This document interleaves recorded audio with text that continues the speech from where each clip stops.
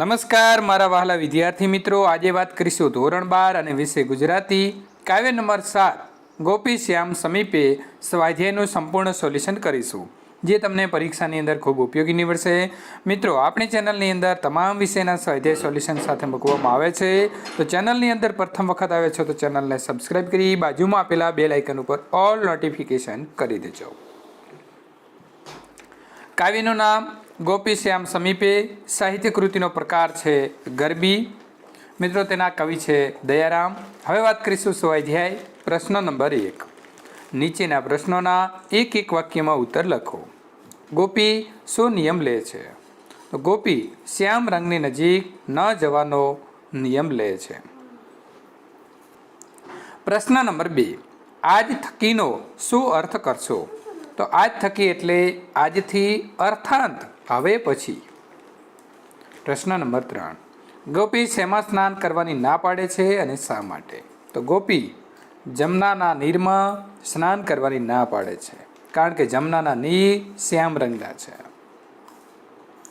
પ્રશ્ન નંબર 2. નીચેના પ્રશ્નોના 2-3 વાક્યમાં ઉત્તર લખો. પ્રશ્ન નંબર 1. શ્યામ રંગની પાસે નહીં જવાનો નિયમ પોતે નહીં પાળી શકે એવું ગોપીને શા માટે લાગે છે? તો ગોપીને દરેક કાળી વસ્તુમાં કૃષ્ણ જ દેખાય છે.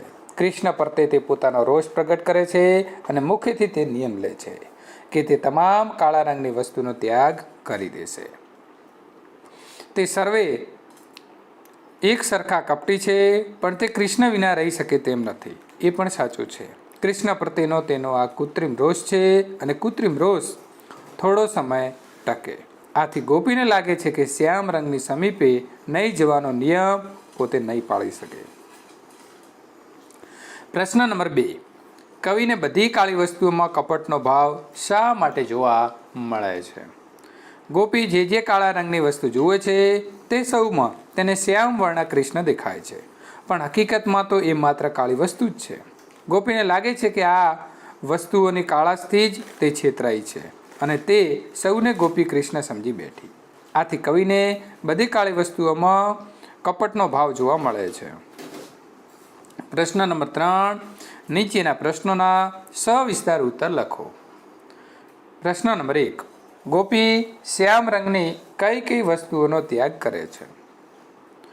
ગોપી શ્યામ રંગની વસ્તુઓમાં શ્યામ વર્ણ કૃષ્ણ, કસ્તુરીની બિંદી, આંખમાં આંજવાનું કાજળ, કોયલનો શબ્દ એટલે કે ટહુકો, સુકનવંતી ગણાતી કાગવાણી, કાળી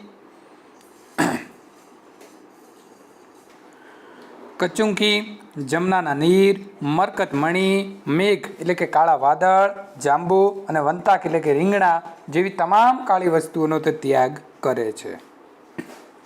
પ્રશ્ન નંબર 2. ગોપી શ્યામ રંગની નજીક જવાની શા માટે ના પાડે છે?